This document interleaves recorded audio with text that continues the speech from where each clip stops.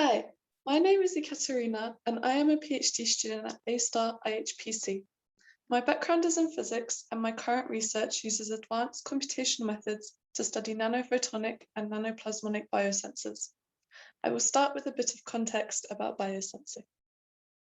Since the invention of Lem von Hoek's microscope in the 17th century, biologists have been striving to surpass the ultimate limits of detection. Von Hoek's microscope could detect organisms down to the size of a bacterium, which is on the order of a micrometer. By comparison, today's state-of-the-art biosensors can detect single molecules, the smallest of which are just a few angstroms in size. The example shown here is an optical whispering gallery mode coupled to a plasmonic nanoparticle, and the combined resonance of the system gives rise to a sharp signal, which shifts when a molecule is in the near field of the sensor.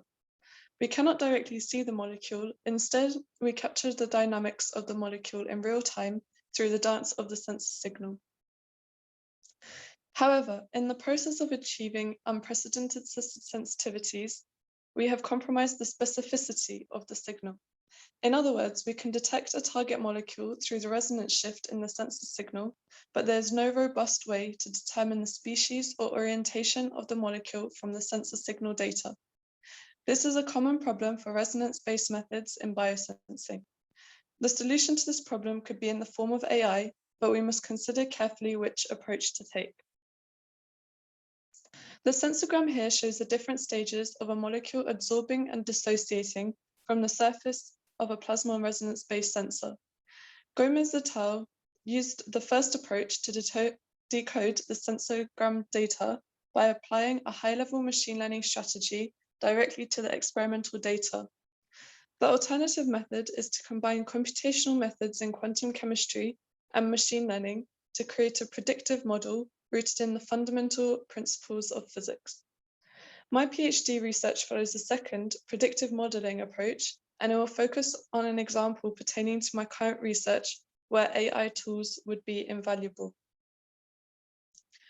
I am currently developing a new toolbox on GitHub called tmm-sensors, which combines the transfer matrix method from classical electromagnetism with molecular polarizability data from density functional theory simulations to study the far-field radiation patterns of small organic molecules on the surface of complex materials. The classical and quantum parts of the simulation are coupled through the polarizability tensor. However, the polarizability tensor comes from excited state calculations in density functional theory, which require more than 100 times the number of bands compared to the ground state simulation to achieve convergence. Luckily, in the age of big data, there is now a QM7-X database, which was recently published in February of this year. It contains a comprehensive dataset of quantum mechanical properties spanning the chemical space of small organic molecules. Whilst this database is an invaluable resource, it is limited to molecules with up to 23 atoms, and the allowed atomic species are carbon, nitrogen, oxygen, sulfur, and chlorine. I propose to apply a physics-informed machine learning method to the QM7-X dataset to explore the correlations between molecular structure and polarizability.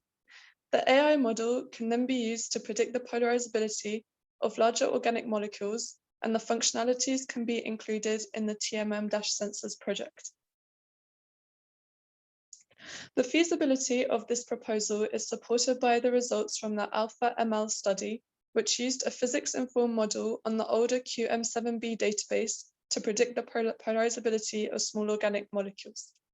The QM7b database contains approximately 7,000 molecular structures, whereas the more recent QM7-X database has over 4.2 million equilibrium and non-equilibrium structures, making the QM7-X a much more powerful data set to use for AI training.